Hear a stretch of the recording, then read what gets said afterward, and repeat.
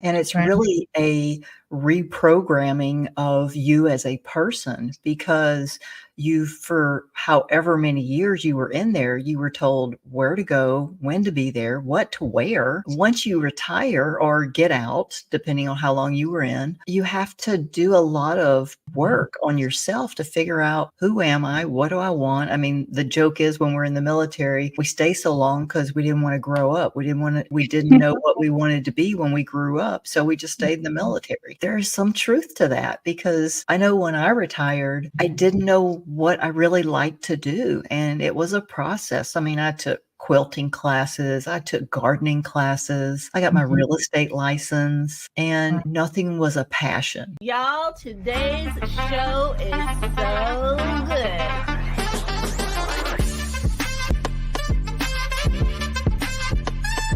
But number one, I've never seen an intro like that. It is my hope and desire that not only will episode 30 still be fun, but episode 300 will be even more fun. You were made for something great, so go and be awesome.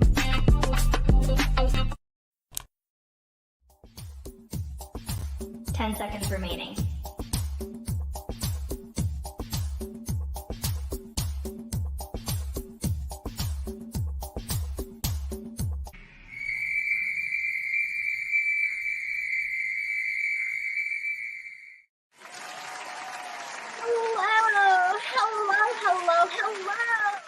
And welcome to the show. My name is Renee Hastings, and I'm your host of Renee Speaks. Y'all, today's show is going to be good, and I'll tell you why. It is going to be so good because our guest today is April Childers, and April is a wife, a bonus mom, and a proud grandmother with a background as a military veteran. And she's married and makes her whole entire family so proud. Beyond her successful entrepreneurial ventures, April holds family at the core of her life. Actively engaged in her local community, she's a dedicated supporter of women-owned businesses like mine. And she's also a supporter of the veteran community. Thank you all so much for your service. Following her retirement, April delved into various hobbies before discovering her true passion. She loves to help women achieve the lives that they have dreamed of. And that's her mission, to empower women, guiding them to unearth the strength within to conquer any obstacle they may face. Y'all, join me in welcoming April Childers. Hey,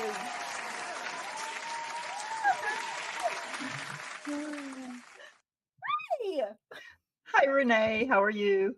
I am fantastic. How are you, I am fantastic. Thanks for having me. April? Absolutely. It is an absolute joy to have you on the show. And thank you. I want to personally thank you for your service to our country. You're welcome. One of those things Absolutely. I'm glad I did it. I'm glad it's done. Yes. Well, I'm telling you, we cannot take for granted those sacrifices that are made by people like yourself, and the influence that it has on our lives and our freedoms. It's just I don't take it for granted at all, and I'm so grateful, just grateful. So, as we get started in today's show, April, why don't you tell us a little bit about some of the pivotal moments that have shaped your journey? I know that you started out, you were in the military. I don't know if you started out in the military, but why don't you tell us a little bit about your journey and why women-owned business, women-owned businesses resonates with your spirit?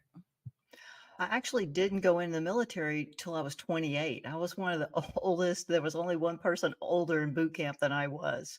Oh, I was, I guess I've always kind of been a lost soul and I didn't know what I wanted to do. And I went to I'd thought about the military when I was younger, and I tried a couple of times. I got close, never went. And finally, I was like, you know what? If I'm ever going to do this, I need to do it now.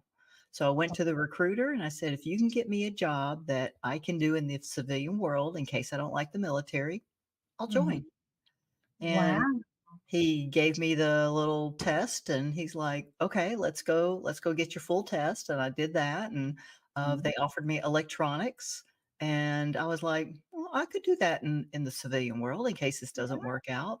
So I had a 3-bedroom, 2-bath house. Uh, Mm-hmm.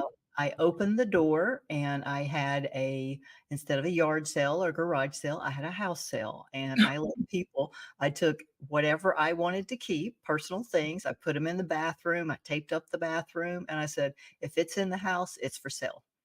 Wow. Oh my goodness. So And the whole off house, I you just went. sold everything. You sold everything. Yeah, Dropped sold everything. everything. And what was left, I brought to my mom's house and I parked the car at a friend's. And yeah, off I went to boot camp. And this is something you don't think about until you get there. I was born and raised in the South. I'm a Louisiana girl, and I went to boot camp in December in Great Lakes, Illinois. Oh no. I didn't know some place could be that cold. I'm from Madison, Wisconsin. So I'm born and raised in Madison, Wisconsin, and that's the reason why I now live in Georgia. I understand that. Yes, yeah. I never knew a place could be that cold or that hot because I was there through the summer also, and oh, it was so miserable. And people don't have AC up there. Mm. Oh, yeah. Well, I'm trying to think. Did we have AC? I can't. It was so long ago that we left. I was pretty sure we had AC in the summer and definitely heat in the winter. And one of the things about being in Wisconsin, I probably shouldn't even say this, but in the winter, they can't cut your heat off if you don't pay your bills. Nice. So what some elderly people do, this is what I understand, is that they will just wait and pay their whole winter bill over the course of the summer so that when the winter comes again, they don't have a bill, but it just gets taken care of in the summer, which Yeah. I think is smart just because we don't want those freezing temperatures impacting our senior community. Definitely. Yeah, it was. And you also have to consider that we were in like military barracks, so they Right. don't put a lot of extra money into AC and stuff. And Right. Or insulation, because those barracks, I remember one of the places where I lived in Madison, it was a apartment complex. It was a converted barracks, army barracks. ooh, And so I know those cement walls and the holes or whatever that are drafty. I remember that. And I had to walk to school from there. Yeah, in the winter. Yeah. not No, uphill both ways in the snow. it sounds like an old sob story we used to tell our grandparents. Our grandparents would say to us. Yes, Uh, both ways in the snow. yeah, I understand. I understand. Like I said, I'm a Louisiana girl, so I didn't have that problem. I spent many a summer or a Christmas in shorts and t-shirts. So Mm-hmm. Yeah. So yeah, my grandparents were from the South as well. And so there was one year where we did get a chance to go, I think it's to Missouri, Catcher, Missouri, somewhere around there, in the South. And it was at night. I think it was like 90 degrees at night. I was like, what in the world is this? I just can't even. Why am I so hot and it's dark? There's like no sun. Why is it so hot? it's a give and a take thing. You've got snow or you've got heat and humidity. So, but it shouldn't be 100 degrees with 100% humidity either. So I don't know if there's a perfect climate. Right, right. Haven't I found think it maybe in Jamaica they may have a little yet. something. Yeah, we were in Guam for one tour and it was 80, pretty much in the 80s year round, but they had a windy season and a rainy season. That was their 2 seasons. And I Right. actually miss the seasons, the change of seasons. Mm-hmm. Yeah, and that is one thing too. Like in Wisconsin, we definitely had a spring, a summer, a winter, a fall. It's just that winter dominated like 9 months out of the year, and the other seasons got a month. Yeah, that's not fun either. We've gotten way off subject, haven't we? Right. Well, and I exaggerate a little. A little, Just a just a little. little. So what a great story though. I mean, to just drop everything at 28 and just decide, look, I'm gonna give this a try. And I love how smart you were about pre-planning that whatever you chose had to be something that you could still do even if it didn't work out, which I think also can resonate with business owners even because as we're trying out thinking about the trends that are happening in our industry and how we want to stay competitive or stay um, on the cutting edge of innovation, we often have to think about, well, what can we try out and see if it works, and to see if is a good move for us based on this, what we see happening right now. You see Yeah, what I'm saying? definitely, because you can't jump on every trend that comes out because you've got the not only the monetary investment, but you've got the time aspect of it of how do I research this, see if it's a good move for the business, and if it's something that we really need to, is it gonna be around in 6 months? Exactly. Yes, that part.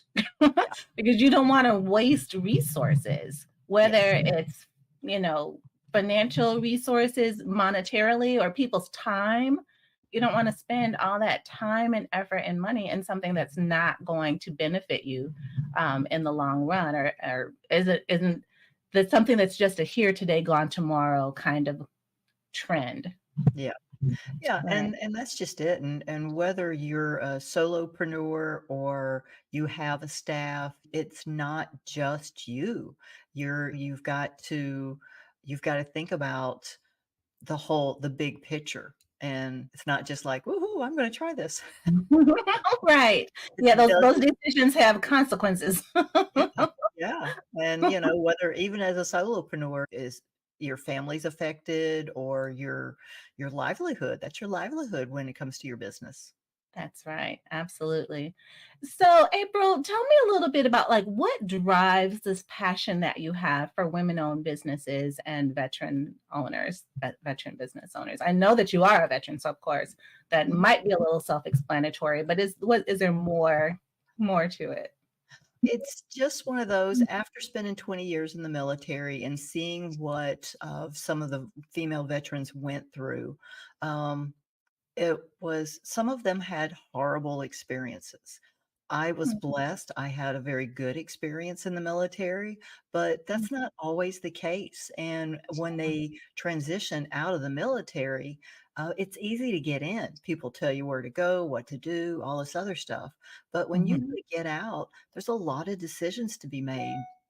And it's Right. really a reprogramming of you as a person because for however many years you were in there, you were told where to go, when to be there, what to wear, Mhm.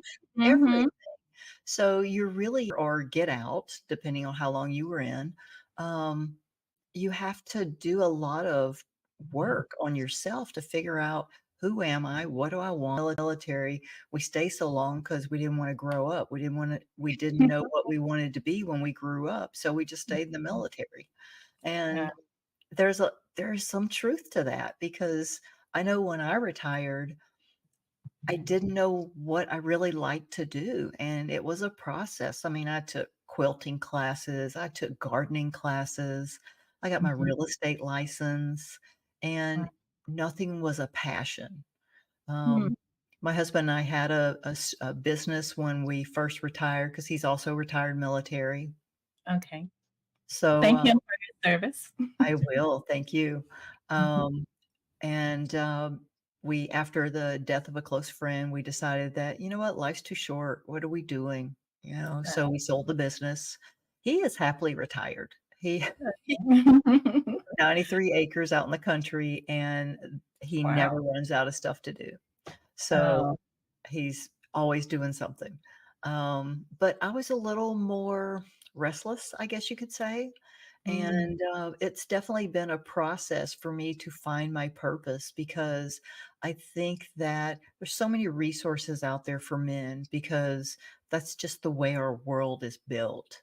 And for as far as women entrepreneurs, I think that I know that we really need to support each other. And this is something that, especially as I've gotten older, it's become more important to me because I see these when we were young. I don't know about you, but when we were young, girls were competition. Mm, That mm-hmm. we Yeah, didn't have that bond. But as I've gotten older, you know, my girlfriends are you can't do life without your girlfriends. absolutely not. I actually, I that resonates with me so much because I have a couple different groups that I belong to or that I'm in that is all women, and we're all for each other. We are Mhm. all supportive of one another and just can't wait to share in one another's experiences and joys and successes and things like that. And then advise along the way if someone has an issue or a problem or a question. They have no qualms about saying, hey, this is going on. Has anybody else ever had to deal with this? And, what did you do? And what are some suggestions? And so I'm all about, just like you, supporting women business owners. That's why we even have this podcast, Mhm. is to help women business owners along their entrepreneurial journey because it's not easy. We have all these hats to wear. Some of us are wives and some moms and business day jobs while they're running a business on the side and just trying to be everything to everyone. It can be such a challenge. It really, really can. Oh, And yeah. so when you have your community of girls, you're like, they also understand. They can relate very, very well. So it's so important to have that. I completely agree 100%. And so as you were talking about your military career, are there any things that you learned while you were in the military that kind of helps you in your entrepreneurial journey now? Yeah, I think there's a lot of things. The leadership aspect of being in the military. I was a senior enlisted when I retired, so being able to lead and develop people, and that's one of the things that I'm really working on is coaching programs where I can walk through women through the events in their lives. So they're not going through this alone because not every woman has that tribe of women that supports them. Sometimes Right. they're all alone, and no one should go through life alone. And I Mm-mm. just think that I am blessed to be living my dream life. Like I said, I live out in the country. We built our own home after we retired. We've got 93 acres. This is my dream life, and I think every woman deserves to live their dream life, and as we've gotten older, we all as little girls had big dreams. Mm-hmm. Oh, we had Mm-hmm. little girl dreams, whether it was to marry a prince or Mm-hmm. whatever, but we Right. all had them, and Yeah. as we went through life kinda beat those out of us, and Mm. we've in a lot of cases, women have given up dreaming. They have dreams for their kids, for their families, for friends, but they don't have dreams for themselves because they just don't know how to dream anymore, and that's so sad to me. Yes, that is very sad. And I think that too is why so many women have started their own businesses or have started an entrepreneurial journey or made a business out of the things that do bring them joy, like um, whether there be crafters or, IT people or digital people and media people, it doesn't matter. Mhm. Wherever you find that joy and that passion, you never work a day in your life. That's been my experience. So Yeah. I have always loved helping other people. And I made a career out of being an executive assistant to the C suite. So for years and years and years, I was an executive assistant to the C suite. And I loved it. I loved being relied on as like the sidekick. You know? The It's power like I behind was the the power. Tonto to somebody's Lone Ranger, or whoever that goes. But Yeah. I absolutely love that. And so when it came time, when my kids left and that sort of thing, and it was just me and my husband, I was like, I really then had an opportunity like you to figure out who am I? What do I love? What brings me joy? What makes my eyes sparkle? And it is definitely helping others, helping, lighten other people's loads. And so that's why I started Executive Help Now, which is our virtual assistant service.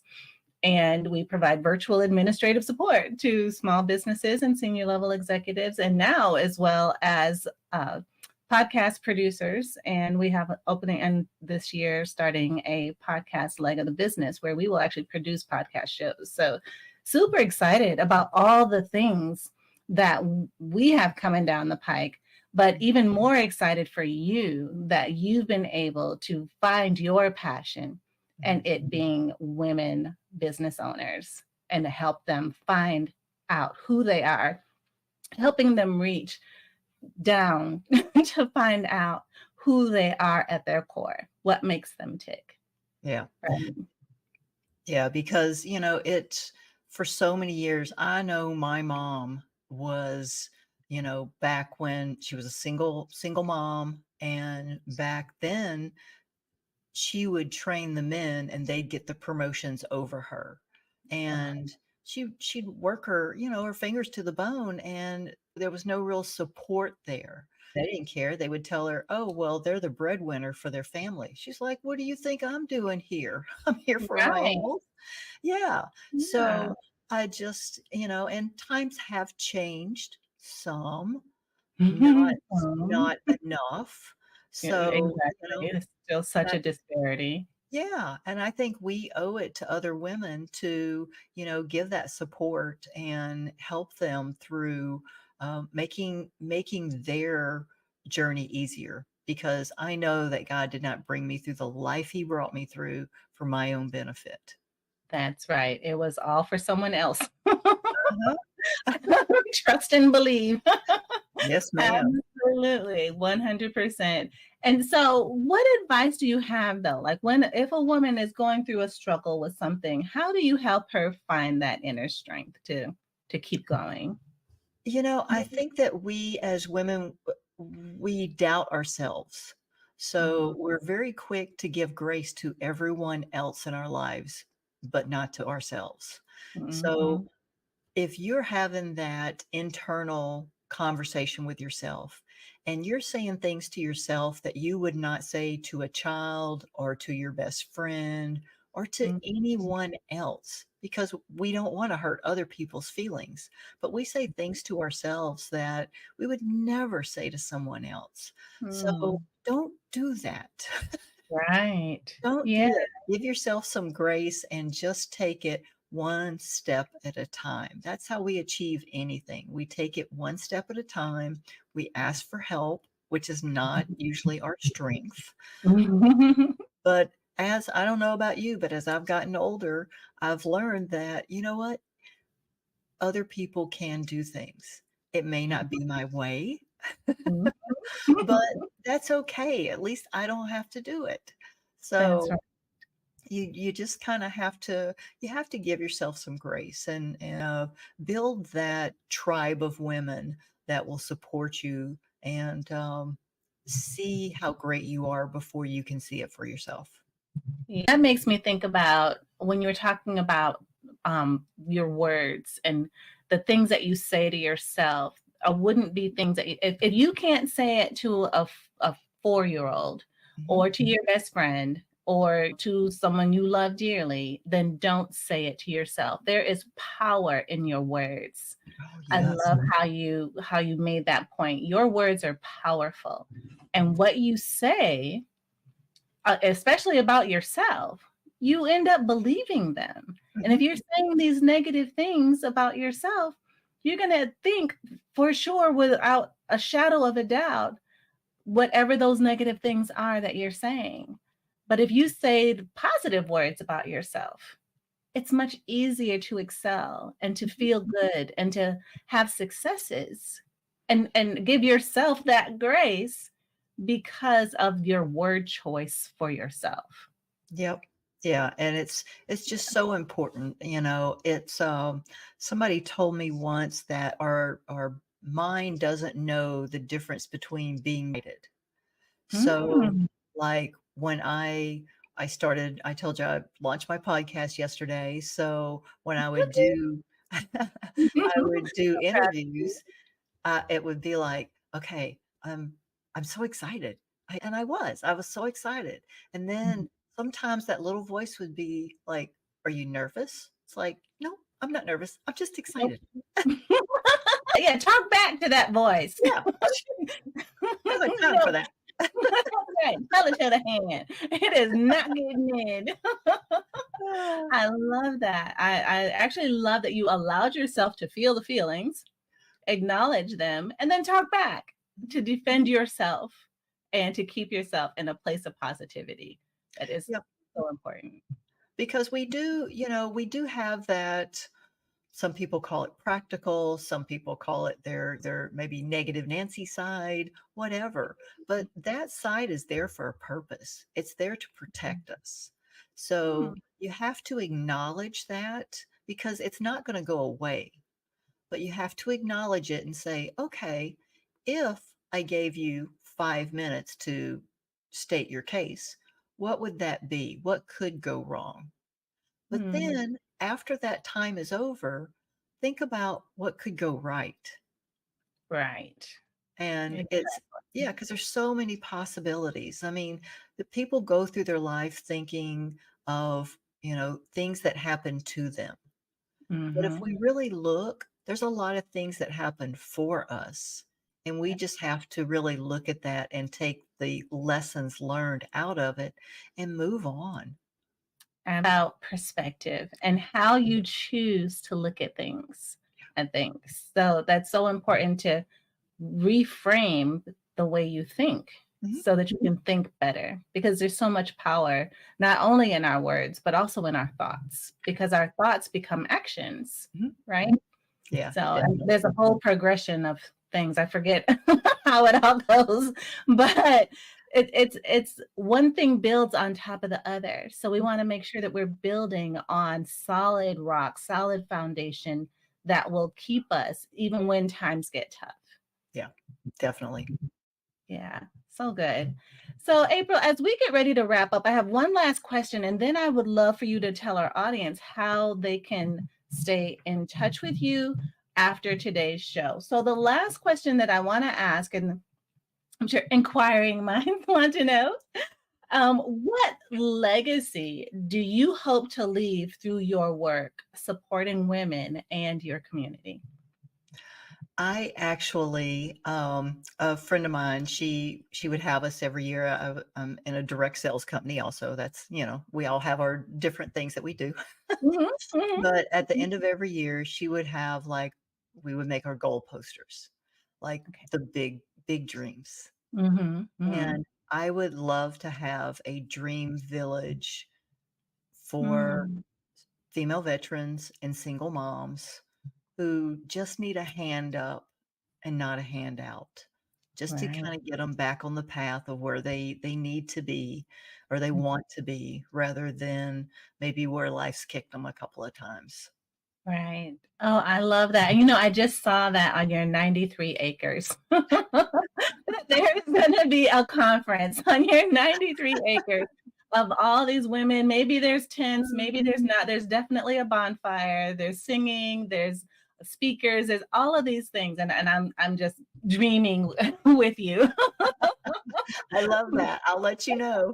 Okay, definitely, please keep us posted how that all shakes out, because I just know that you are such a blessing to so many women. So thank you. Thank you. Yeah, absolutely. So how can we reach you? We're want to stay in touch and follow you in your new podcast. I'm so proud of you for that. How do we find you and stay in touch? Well, my podcast is What's Her Superpower? And it's on Spotify, YouTube, all the places you get podcasts. I've got my www.theaprilchilders.com. And this was my SMART Goals course, my boot camp that I'm running. I'm on all social media, The April Childers. I'm on TikTok. I'm on Instagram. I don't Twitter, whatever they call it now. I don't do that. X. I think they even call it X now. Yeah, yeah, I I don't. can X that off my list.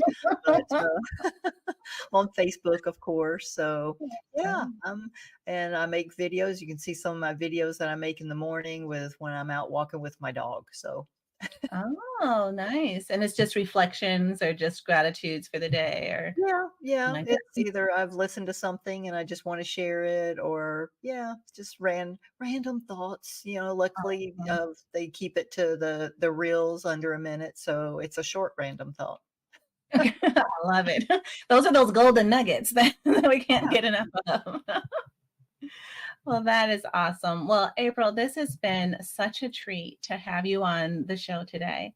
I truly appreciate you and thank you. And I just want you to know that you were made for something great. So go and be awesome. Thank you.